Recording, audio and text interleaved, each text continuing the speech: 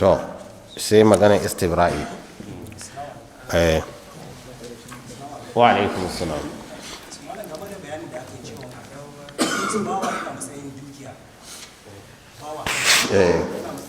Haka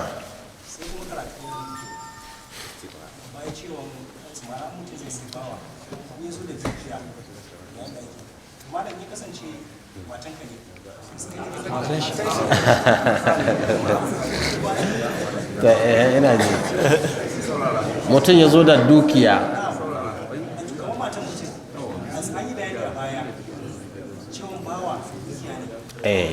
kuma idan bawa ya zo da dukiya ga yadda ake to idan matan mutum ne misali da su kai kana da dukiya kana kasuwanci to tana taya ka wani sabon da sauransu tana taya ka me?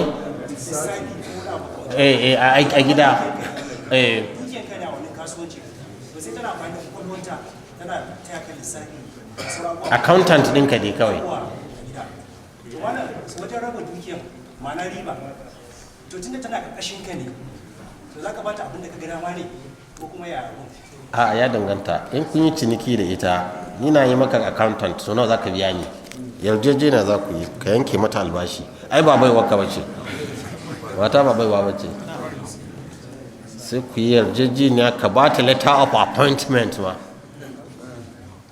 ga kudin da za ta yi aiki take yi ba dole ba ne kuma ba aikinta ba ne kuma kun yarjejeniya tana da sai dole ka biya ta.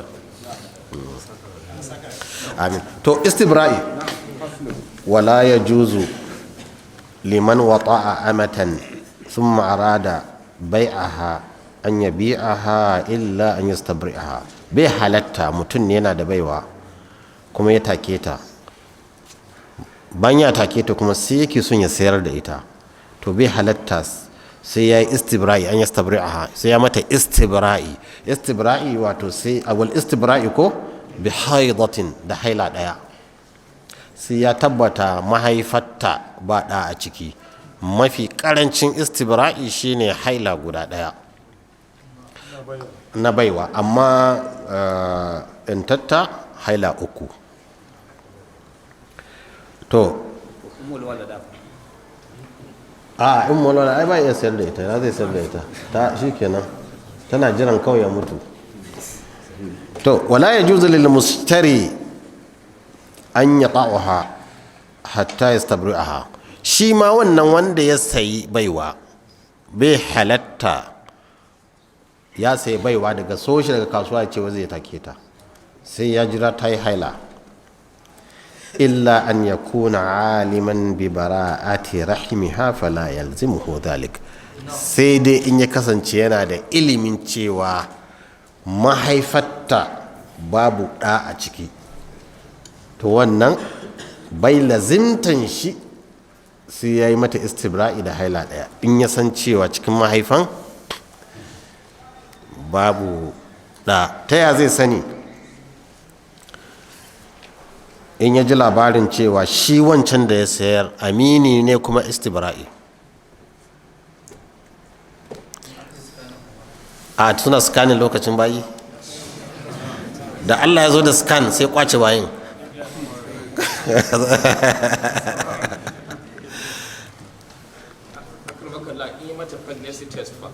in ya taɓa a'a wannan zamanin babu wayannan test din da test din ya zo sai Allah ya kwace bayin an baka da test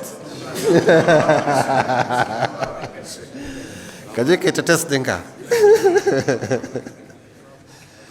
saboda haka fiqhul islami bai canja ba yana nan. To waya jizu an yattafiqa huwa wal bai' ala istibra'in wahid kuma yana yiwa mutum ne yake so ya sai baiwa shi kuma wani yana da baiwa yana so ya sayar da mai sayan da mai sayarwan sai su yi ittifaki su ce to kun kaga tunda zan sayar da ita kai kuma zaka saya shi kuma mai sayarwan ya take ta mu yi ittifakin cewa mu batta ta yi haila ɗaya ko a wurinka ko a wurina to ya halatta haka fa in ba'aha qabla an yastabri'aha wa wata'a al-mabta to in kuma mai sayarwa ya sayar da ita kafin ya mata istibra'i ya tabbata ba ta da yaro da haila ɗaya wa wata'a al-mabta shi kuma mai saya daga sayanta wata'aha ya take ta qabla an yastabri'aha wancan ya sayar bai yi ba, wannan kuma ya saya ya yi, ya take ta ba istibra'i, fa'atat bi walad, sai ta zo da yaro li akthara min 6 ashhurin min wat'il awwal, shi wannan mai sayarwa na farko da ya take ta ta zo da yaro fiye da wata 6 daga takin na farko, awi thani ko wata 6 na biyu, du'iya lahu alqafa, sai a kira alqafa, su ne wanda zai duba yaro ya duba uba, wayansu Allah ya ba su farasa, yana ganin mutum da ɗan shi zai ce wannan daga wannan yake. DNA na da kenan. DNA morphology ne, DNA ne shi ma, DNA yana ganin wannan ya ce wannan daga wannan yake. kun san Zaid ibn Thabit, Zaid ibn Thabit yana da ɗa Usama, to Usama ya fito baki, sai ana tuhuman cewa ba ɗan Zaid ba ne, sai wani balarabe a Arab ya zo ya same su suna kwance, sun rufe jikinsu, kafar kawai ya gani, kafan irin sun kwanta sun lullube jikinsu, kafa ta fito na duka biyu. Balaraben daji ya gane ce wayannan kafafuwan biyun nan daga wannan suke, daga tsarin kafa ya sani. Manzo Allah ya yi farin ciki. Kun ga kuma shi yasa babu kabilanci a musulunci, ba launin nan ba wani abu ba ne, ba bambancin fata. To wannan kafa an yadda su yi. To yau kafa din nan kamar yadda ka ce, in wani abu ya zo na babu aure igiya aure tsakanin mutum da mace, babu igiya aure, to in an yi DNA da pregnancy test, amma DNA test shine kawai zai iya nuna, amma ana yi ma na jini, shi na jini zai iya nuna cewa lalle wannan yaron ba dan wane ba ne, amma ba zai iya cewa lalle dan wane ba ne na jini, blood group. Za a iya barnanta mutum ce kai wannan ba ɗanka ba ne, tun da jinin shi ba yiwuwa kai kafi mai irin shi. To amma ɗan waye ba sani ba, amma shi DNA zai iya gane wane ɗan wane ne. To a musulunci in yarinya ta yi cikin shege, ko an gane uban ba uban yaro ba ne, ko an gane da DNA ba uban shi ba ne, waye ba shi ɗan? Zina ba ta ba mutum ɗa, sai dai ya zama an jingina shi zuwa uwar ɗanta, amma ba ɗan shi ba. Ɗan zina ba a jingina shi zuwa ga uwa. To faluhika biman yalhaqunahu ko bihi minhu. To in baiwa ce, kun ga baiwa mutum ne ya sayar da baiwa, ya take ta ya sayar, bai yi istibra'i ba, shi kuma wanda ya saya ya take ta bai yi istibra'i ba. Sannan matsalar kuma sai ta zo ta haihu bayan wata 6, zai yi dan farko ne, zai yi dan na biyu ne, zai dan na biyu ne. To nan sai a nemi abin da zai raba gardama. Saboda haka wanda mutanen nan masu irin ilimin nan suka ce wannan dan wane ne, to sai a jingina shi zuwa ga wannan wanda suka jingina. Wa in atat bihi li aqalli min 6 ashhurin min wat'i thani, amma inda ta zo da yaron nan, ta haifi yaron nan ƙasa da wata 6 daga takin na biyu wanda ya sayan, ko wali 6 ko min watal awwal, amma ya kai wata 6 daga takin na farko, fa huwa lil awwal duna thani. Da ta zo da yaron ta haife shi, ta haife shi bayan na biyun da ya saye ta ya take ta da wata 4, wanda ya sayar ya take ta da wata 6. Dan waye na farko ba na biyun ba. Amma lokacin da ta zo da yaron, na biyun ma da ya take ta ya yi wata 6, na farkon ma ya fi wata 6. To dan waye?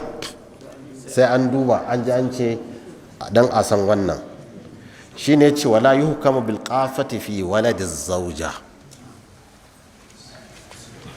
wa yadu billah, mutum ya auri mace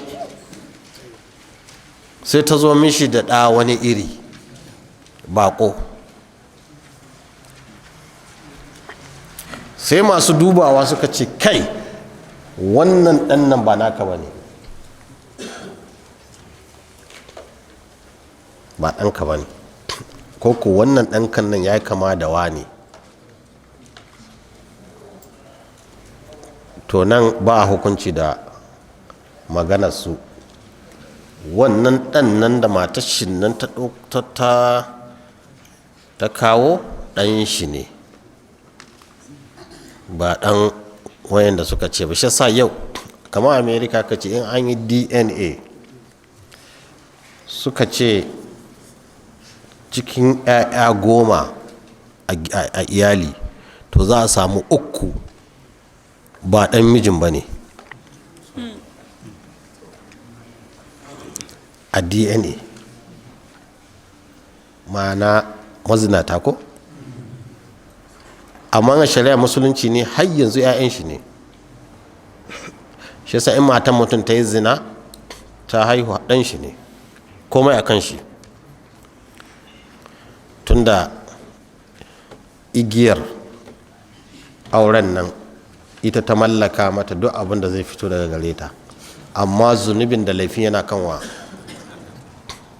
mata, kuma ba dama ka kore shi kuma ka ciyar da shi ka sa shi makaranta ka tufatar da shi.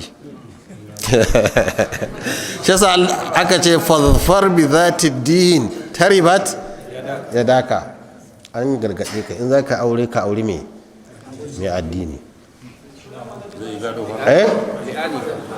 Sunan mutumin komai ɗan shi ne fa. A'a, to wannan kuma daban. In an yi li'ani za a raba aure, amma kuma ɗaɗana shi ne. A'a, in ta ƙi idan na kalat, amma ta yi li'ani shi mai li'ani a raba su, amma ɗafa lil firash. In ita ne kuma malam ta ce ba ɗan shi bane ba. A wannan kuma daban, ai ta faɗa ba ɗan shi bane. A in ko ta ce na yi zina da wane ne kuma na haife shi, shari'a ok kin yi zina ko to amma ɗan za a jingina shi zuwa ga uba. Alwaladu lil firash walil ahari hajaru. Shari'a ce wannan, ba maganan medicine bane ko wani abu. Kun gane shari'an? Doka ce in ka auri mace duk abin da ta haifa naka ne. Saboda haka in za ka aura ka auri mai tsoron Allah. Ka je ka auri ‘yan gayu mai yanka mutane.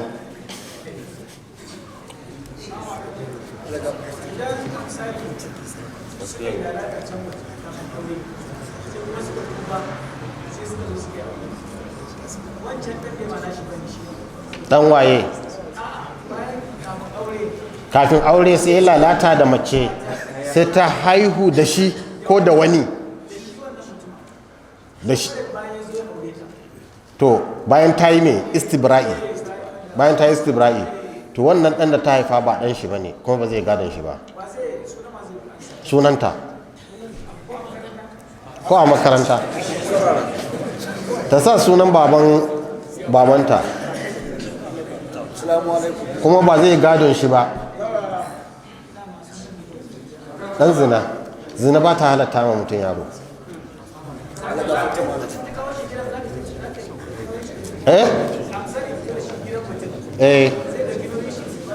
a'a ba dole ba ne, amma in yayi don rufe ba kan shi asiri wannan babil ihsan, huwa aula bil ihsan, ya rufe mishi asiri amma ba zai gadon shi ba. alaga fata mana wani zai ajiye mace sai sun haihu yi fa kamar 'ya'ya 4 ko 5 ko 6 kafin a yi aure shi yake sai daga baya sai wani ya zo ya aure ta. to shi ma kafin ya ba istibra'i to ai sun ci gaba kenan, sun ci gaba, sun ci gaba.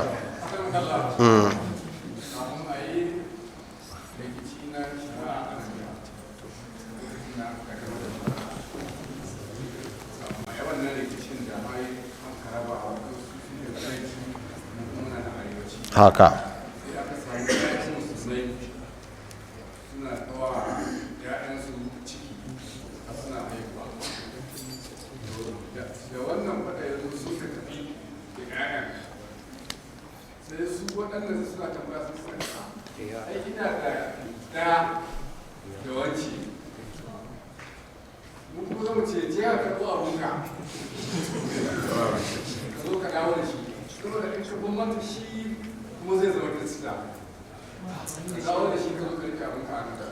dawo da shi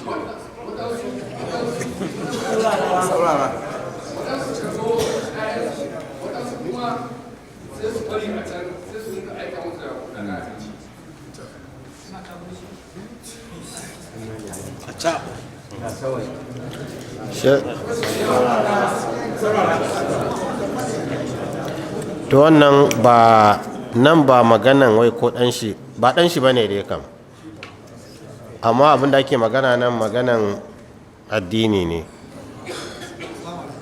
Duk lokacin da za a iya tsamo mutum daga kafirci ya zama wajibi a yi haka, ko da yake ɓanna ne. Shi yasa gidan marayu inda ake kai tsintattun yara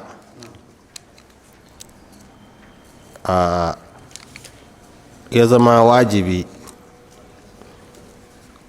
wato musulmi su yi hanyar da za su yi karɓar wayannan yara, domin yanzu abin da muka ji daga masu kula da wurin ana tsintan yara. Kwanan nan ma muka gana jarida wani yaro a kawo an sa shi cikin kwali go hadda mahaifar shi yaro. Yawanci wanda za ta yarda yaro yawanci musulmai ne, ko ba haka ba, don su ba sa jin kunyan wannan. So duk yaron da ka ga an tsinta dan musulmi ne. To ya tsince su aka kai su gidan tsintattu, sai kuma su yinka zuwa su suna neman wayannan yara a basu. Da wuya za ka samu musulmi ya ɗauko su.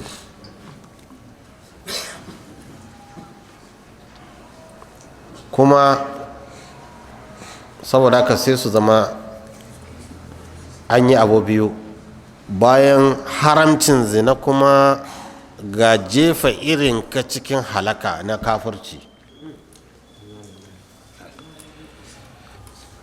Abin da ya kamata a yi, ƙungiyoyin addinin musulunci ne su yi gidajen ka ban ma hukuma, domin in hukuma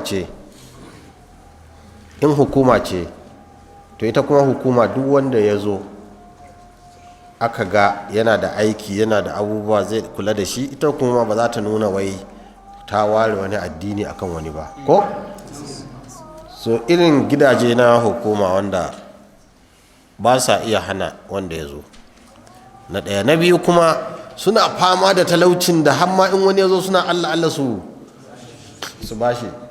To kenan ya kamata ƙungiyar musulmi ne a samu ta ƙungiyar musulmi za ta yin ƙarenon irin wani yaya a mamlakatul arabiyyar saudiya da yake duk musulmi ne, sun yi gida da makaranta na irin 'ya'yan hukuma ke kiransu, wanda ake tarbiyyantar da su kuma hukumar ke aurar da su. Shi yaron bai da laifi, ba laifin shi ba ne, bai da kuma wani zunubi, sai dai ba a kaddama shi kamar ya limanci da wasu abubuwa. kun san me yasa don kada a nuna ma mutane fa ba laifi ba ne, kuma a yi hanyar da har yanzu a bari abun kunya ne. Kada mu yadda ya zama ba abun kunya ba. In muka yadda ya zama ba abun kunya ba, to da kyar ne gidan kowa sai ka samu yan shigo. Mu yadda abun kunya ne, sai da yadda za a yi a samu ƙungiyoyin addini su ɗauki wannan maudu'i muhimmin. Kuma in Allah ya jarabci mace ta yi irin wannan shi ma, a ce za a rufe mata asirinta ba wanda zai sani, za a rufe mata asirinta, ta zo a kula da ita, a ba ta magani har dai ta haifi yaron nan, kuma wannan kungiya ta dauki mai nauyin shi. kusa mai sani ka gaya muku haka domin kada mu yadda a zo har ba a jin kunya. Na ji labarin wai a wani gari yanzu yarinya za ta yi cikin shege ma wai har an raba katin suna.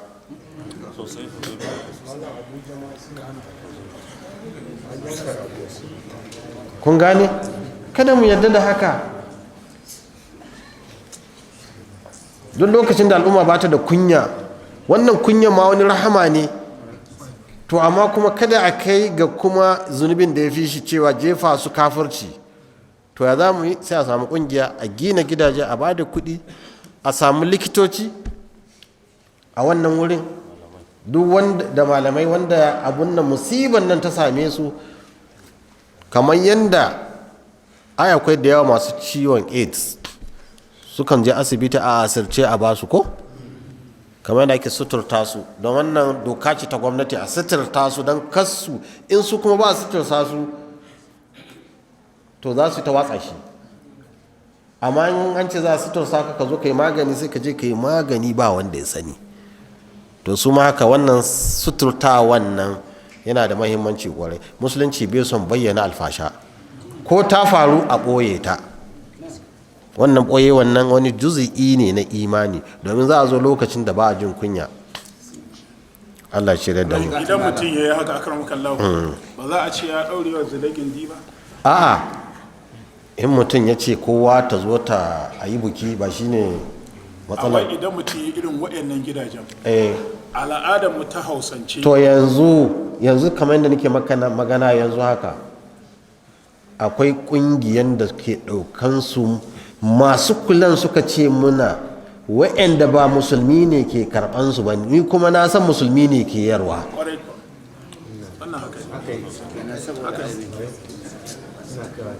Wanda ba musulmi ke ɗauka kuma ya tafi kenan.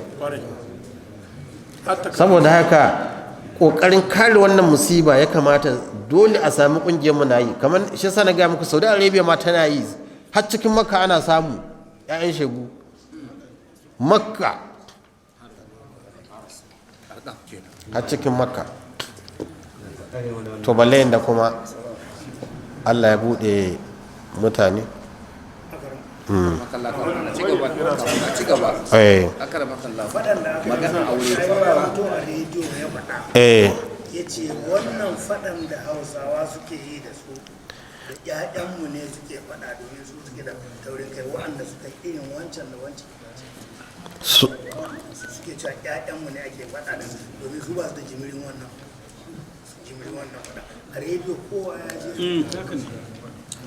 Shi yasa Allah ke jaraba mu, shi yasa Allah ke fitina mu, don alfasha ta yi yawa cikin al'umma, sai Allah ya azabta mu. Shi yasa ake kashe-kashe cikin ƙasa, ba tsarki ƙasa, daga shirki, daga sihiri, daga duk dai wani abu ƙazanta shi ne. Amma abin da za mu iya ganin haske, yawan islamiyoyi da ake ana karatu, yawan islamiyoyi da ake karatu ya rage wannan bala'i, kuma don shi ma Allah zai iya mana rahama. Allah ya taimake mu.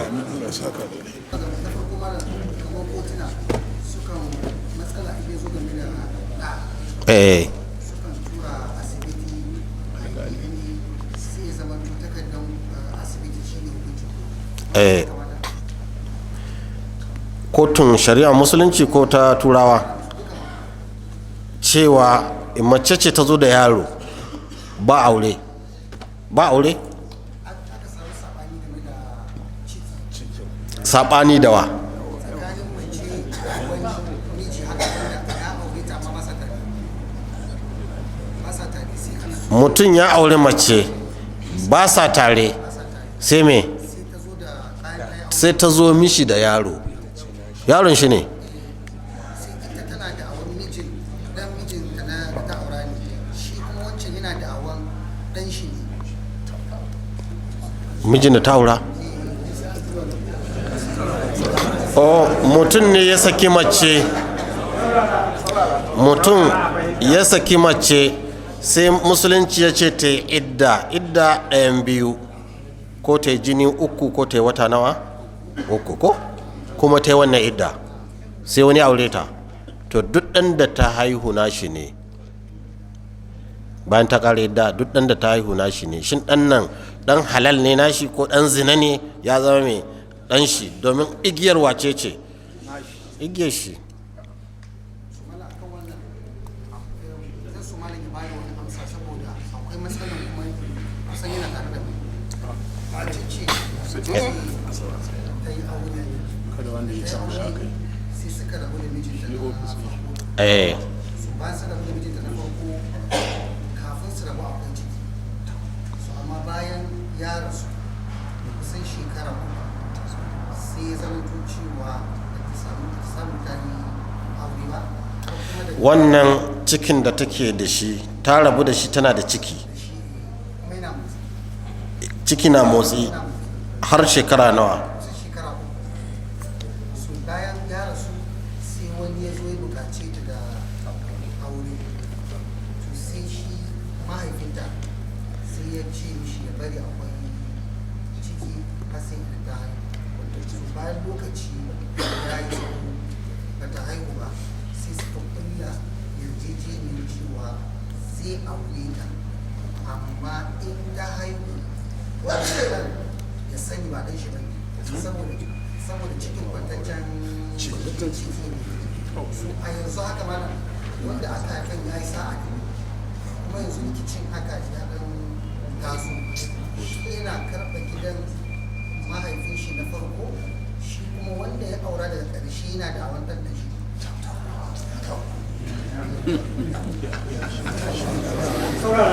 to kaga irin wannan case din shine ya kamata a sake magana a yi fikihu na zamani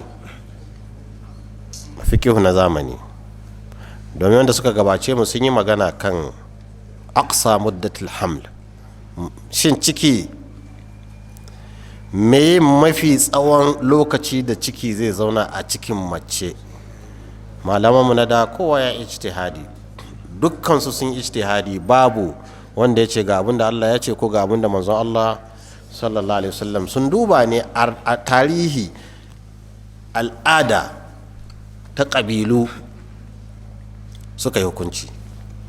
Malik ya ce akwai ƙabila Madinar Ajlan mace a cikinsu in ta yi ciki ta kan yi wata shekara 5 saboda ka wurin shi yana ganin ciki yakan zauna har shekara 5 ya danganta daga magana da ya ji ta ƙabila a Madina. Wa'yansu su ce shekara 2 wa'yansu su ce shekara 1 amma dukkansu kiyasi suke yi akan abin da suke ji mutane. Ƙur'ani dai bai nuna iyakan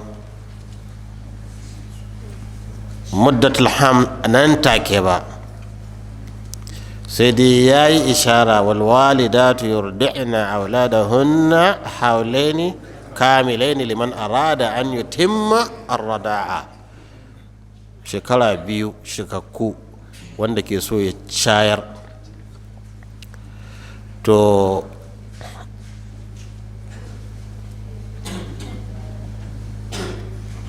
malamanmu da sun nuna tarihi zai iya nuna muna ko bincike zai iya nuna muna. Maliki ya kan binciken shi ya samu shekara 5, to amma binciken Malik ya isa domin a fiƙihance ana kiran shi al-istiqsa naqis ko ko al-istiqra an-naqis. Istiqra istaqra kaman ka ce bari in karanta in ga nawa aka samu. Annabi sallallahu alaihi wasallam ya istiqra'i lokacin da yake son ya hana mace mai ciki ko ko mace mai shayarwa, yana so ya hana mijinta ya je mata, domin ya je mata ta ɗauki ciki zai cuci yaro. Ya ce ya so ya haramta, sai ya duba mutanen Roma da mutanen Farisa suna yi bai cutan yaran, tunda suna yi bai cutan yaran kuma ku yi. Nan daga ina aka samu wannan hukunci? Daga wahayi ne? Qur'ani ne? Sunna ce? Mene? Sai fuqaha sai su ce maka minal istiqra'i. Wannan hukuncin ya zo daga istiqra', wato ya duba Romawa ya gani suna yi bai cutarwa, ya duba Farisa suna yi bai cutarwa, sai ya gane ashe bai cutar da ɗan adam dan mace na shayarwa kuma ta ciki. Ta ina ya samu ilimin? Ta istiqra'i. Ma'ana kenan istiqra'i wata ƙofa ce ta samun ilimin shari'ar musulunci. To yanzu kuma istiqra'in nan iri biyu ne, akwai istiqra naqis da istiqra tam. Me naqis? Ka duba 'yan ƙabilu ka yanke hukunci, wayannan ƙabilun su ne mutanen duniya duka, to sa ce istiqra naqis, wato yana da naqas bai game ba. Al istiqra tam shine ka duba ɗan adam gaba ɗaya sai ka fitar da hukunci. Saboda haka lokacin su Malik sun yi istiqra naqis, suka samu shekara nawa? 5. Yau an yi istiqra'i tam, an samu yaro bai wuce wata 12 a ciki sai ya mutu. Mutuwa zai yi. Me yasa yake mutuwa?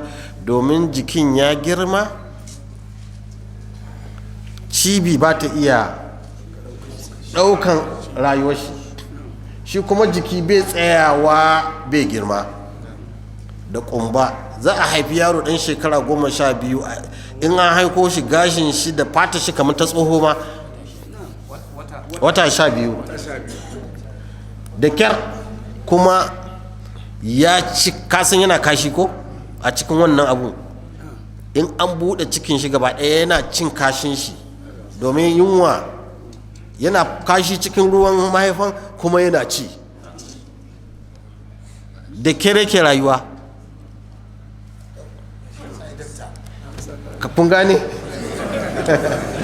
An yi istiqra'i tam, wato na muku wannan ne don ku gane. Wai wani yanzu kuma in ka ce ka saba don Malik ya ce a can, zai ce kaji ba su suke cewa abi Malik ba. Kun gane? Ta ai jahili ne. Ta shi Malik ba ya ce Allah ya ce bane, ba ya ce manzo Allah ya ce bane, ya ce a'a ga observation dina. Sai muka ce kai kuma Malik, tunda ka nuna mana ta observation ake ganewa, observation ɗinka na 'yan kabila ce a Madina, mu yanzu observation ne na mutanen duniya. Saboda haka ko da Malik na da rai zai tashi daga can ya dawo me nan, tam. Sannan kuma ko na Madinan ma lokacin da suna da kunya, shaidan mace ce za ta ce ina da ciki shekara 5 ko zai je ya buɗa ya gani ne? Labari ne ko? To yanzu ba labari ba ne, macen ce za a zo a yi pregnancy test, a yi scan, a ga yaro yana komai, sannan me a garan da za ta haihu ana ta recording. Ko nan in ka ji asibiti masu international za su ce maka ga recording da muke yi, duka mata ba ta wuce wata 11-12 duka recorded. To yaushe mace za ta zo bayan shekara 3 ta ce mana wai dan mijinta ne ya mutu shekara 4? To dai a bar kaza cikin mai